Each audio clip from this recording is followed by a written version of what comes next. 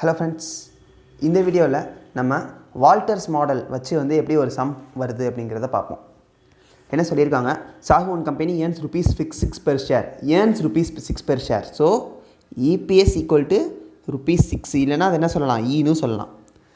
Having ஏ capitalisation ரேட்டுங்கிறது என்னது, cost of capital. So கேங்கிறது 10%, அதனால் நான் 0.1 போட்டுக்கிறேன்.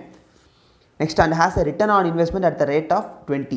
ரிட்டர்னும் கொடுத்துட்டாங்க, R equal to 0.2. 20%னால 0.2 போட்டுக்கலாம். According to Walters model, what should be the price per share at 30% dividend payout?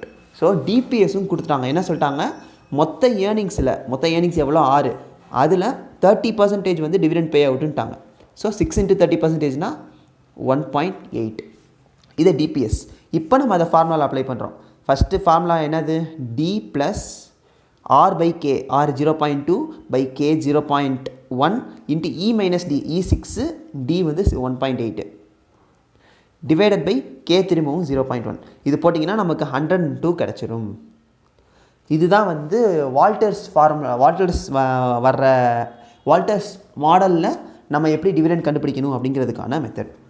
Next வீடியோவில் அடுத்த மெத்தட் பார்க்கலாம். ஏதாச்சும் டவுட்ஸ்னால் கமெண்ட்ஸில் கேளுங்க. தேங்க்யூ.